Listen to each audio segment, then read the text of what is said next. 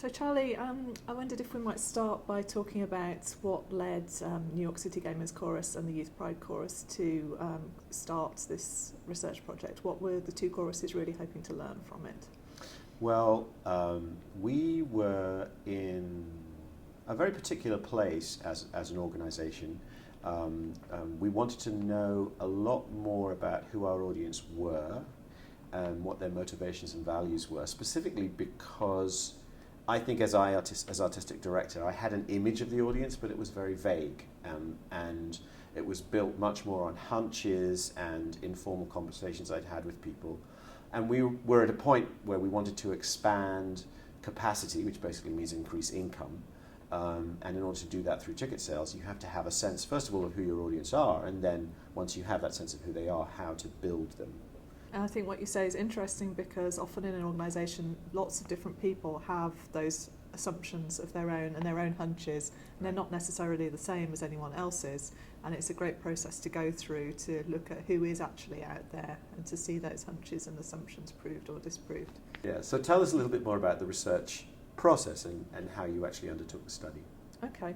Well, the first thing that we did was to come up with a really clear brief for the project, and we came to that through the board and through the steering group that it appointed to take on the research management, and we came up with an outline document that really set out what we were trying to achieve.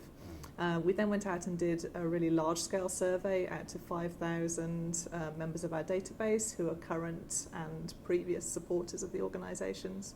And we got a great response rate to that. It was just over 8%, which was what we needed in order to establish statistical robustness. I then analysed the findings, and I used a segmentation model drawn from a study of performing arts organisations from across the United States. So that gave us a really strong foundation for the analysis. And that's the process that we went through. So is there anything you'd want to say about the involvement of chorus members? Because for me, chorus members are a very important part of the process, and when it comes to, for example, repertoire choices or what do you think of this concert theme, I always have to have in mind that I'm not only marketing to the audience, but I'm also marketing to the members of the chorus. How were the chorus members involved? Yeah, we saw the chorus members' involvement as being absolutely key to the process, not only because they're great advocates for the organisation, but also because they have contacts with the people who come to the concerts, who are our current audience members, and people who have been to concerts and have stopped attending. So we really wanted to use those personal connections to try and unearth people who wouldn't necessarily respond to an email that they received direct from us. So I made a presentation to the chorus members at their rehearsal, got them, I hope, excited about the project. We certainly got a great response rate through them, and I think that's definitely a tip that I would give out to other choruses who are looking to undertake that kind of research. Yeah, so I suppose the bottom line is just to talk about what you found. Well, I think there were three findings that particularly stood out for me and to some extent surprised me. One of them was that there's an assumption within the organisation that a great percentage of our fan base is people who are our friends and family. That when we put on a show, it's basically people who know and love us who come to see us. And what the research found was that there were just as many people who'd never had any previous connection with the chorus coming to shows as there were people who had a specific connection with an audience member. I think that gives us a lot of confidence that the cause and the show that we put on is a big motivator for people to come. It's not just because they're there to see their friend or their co-worker. So that was a really exciting finding, and one that I think that the members are going to find inspiring. The second surprising finding for me was about the degree of untapped donor potential in the audience. We found that somewhere around a third of our audience could be considered untapped donor potential. These were people who had either donated in the past but not recently, or said that they would be willing to donate but hadn't done so yet. So that really gives us a focus for our fundraising efforts, I think. The third thing was just how important it is that we cultivate those people who we call gatekeepers now, who are people who come to our events and also bring a lot of friends with them. When we found that, interestingly enough, I think 30% of our audience said that they saw themselves as the kind of people who like to organise a group trip to a show, but that only 14% of our audience actually did that. So we've got a big gap there. We've got 14% of our audience who like to see themselves in that role but don't actually do it. So there's a great need for us to meet there in terms of building the kind of social experiences and the kind of referral mechanisms that those people who like to undertake that role can latch onto and use to increase our audience. We actually found that people who undertake that role bring on average 7 new members into our audience in the time of their role as an audience member. So it's a really key way for us to expand our audience. I'm really interested specifically in this idea of gatekeepers, which was new to me as a result of the research. I hadn't thought of it in those terms before. And I know that they're doing the rounds within our organisation now. There are some ideas about how we might develop our audience through using these gatekeepers. Perhaps you could talk a bit about that. Yeah. Well, I think one of the ideas that's come out of the research is about reimagining the season ticket. We found that audience responses to the idea of a traditional season ticket are fairly lukewarm, but there's clear potential for events that combine a performance with a social opportunity, whether that's a dinner and show package, or whether it's some kind of access to the after party, whether it's a VIP reception meeting style performers. There are lots of social opportunities that could be built into an audience membership package which goes beyond the season ticket to look at the whole experience that audience members are looking for. And I think that kind of enticement for gatekeepers to bring their friends to an integrated entertainment, social community experience is something that we definitely want to explore. And so the question I have really is, as artistic director, what does the research mean for you? What do you look to take forward from it? It's quite complicated. I think one thing I would say is that I feel as artistic director I have to be true to myself. So it's very important that the shows that I write and put on and create in a team with other people, obviously, but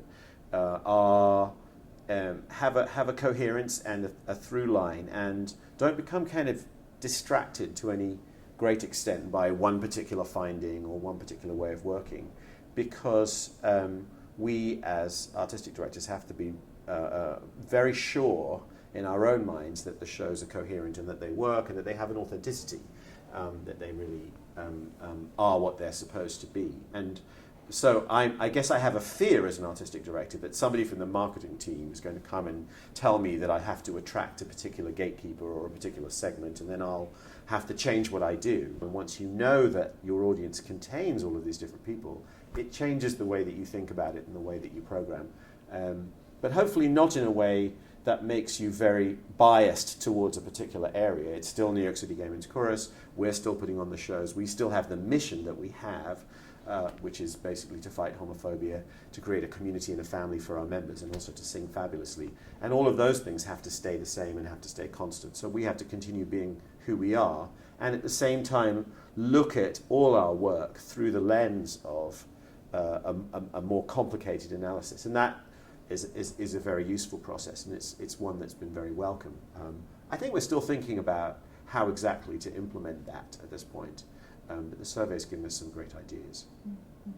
And in terms of stretching audiences' comfort zone, perhaps, then there's certainly a lot of information about how to communicate with different segments within our audience, which may be useful for us in terms of framing a particular concert experience in a way that makes more sense or is more appealing to someone who may not have engaged with that type of concert previously. Right.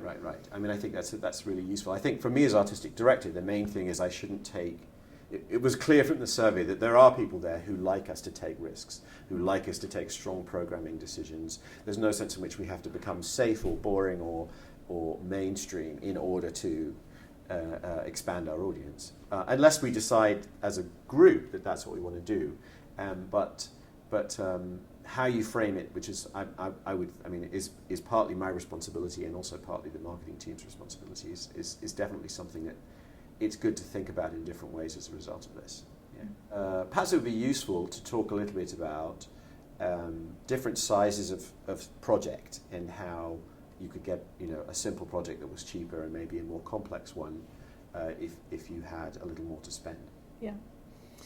Well, the big difference with our project was that we decided to do a segmentation analysis. So that gets beyond demographics and looks at what are the values and motivations and aspirations of our audience, and how can we look for subsets within our audience that we can define in terms of personality types.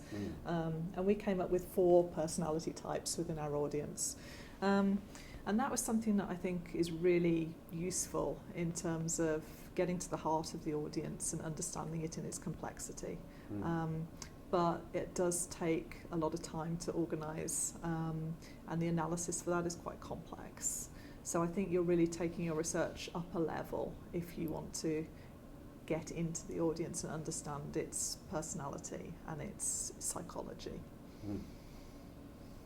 Can you talk a little bit more about those personalities and what they are?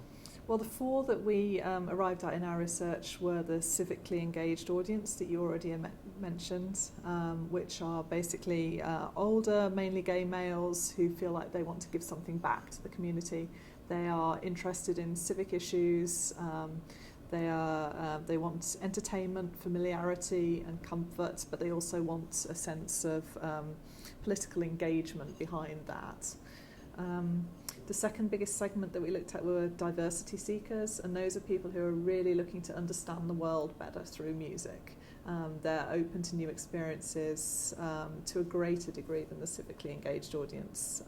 They're not the most experimental types, but their focus is on engaging through music, meeting new people through music, understanding the world better through music. The third type that we looked at was the blockbuster audience, and they're really the ones who are out for a good mainstream night out. They want to sing along, they want to enjoy themselves, they want all their friends to come with them, and they like the very mainstream shows that are at the heart of the programming for us. The fourth group are really interesting. They're the experientials. I think they're currently only about 15% of our audience, but if we want to avoid the problem of our audience aging out, then they're a really crucial audience for us. They're also important for us because they're more diverse than any of the other segments, ethnically speaking, and class speaking, I think, which means that it gets us out from preaching to the converted. It's about taking the messages and asking the questions that we want to out into the world. And these people tend to be looking for something new, something unusual and innovative in their experience. They're looking to meet new people. They want to experience something that's perhaps even unique in their experience. And the challenge with them is how you maintain their attention. So talk to us about how much you would expect to spend if you decided you wanted to put on one of these projects yourself. Well, I think it's all about the scale of the research. I mean, I think you can do something very quickly and easily for a few $1,000s. Right. And I think the biggest tip that I can give in terms of keeping the cost down is to be very focused about what you want to achieve. The more focused you can be, is this about operations? Is it about strategy? Should it touch on artistic programming? Is it all about business development? The more focused you can be, the better a job you can do at keeping the costs down. Is there anything that's really small and contained and focused that might, be a good starting point? Something that's really manageable for an average GALA chorus? Well, 2 things, I think. One is about making the most of the data that you have. Right. That's ticketing data, your email blast data, and using the opportunities that you have to collect more data as it comes in. Obviously, that takes time to collate, but it's a great resource. Talk a little bit about what ticketing data is and how you collect it. Maybe. Well, collecting information on who buys tickets to what, how many tickets they buy, how often they come to shows. All that kind of information will give you a profile of an individual's purchasing habits. And looked at collectively, that gives you a sense of the shape of your audience. So I think that's definitely worth doing, even without any other work whatsoever. Also, it's perfectly possible to put together a small-scale survey on SurveyMonkey without even purchasing the SurveyMonkey package. You can use their free small-scale service, which doesn't allow a great deal of analysis, but it will allow you to get out to your audience and ask them a few simple questions about their satisfaction, about their preferences, what they hope for when they come to a show. Or to ask them about, their community, that aspect of it, who they bring to shows, what they look to get out of the whole experience. If you're very focused and keep things very succinct, then you can put something very useful together using those 3 tools.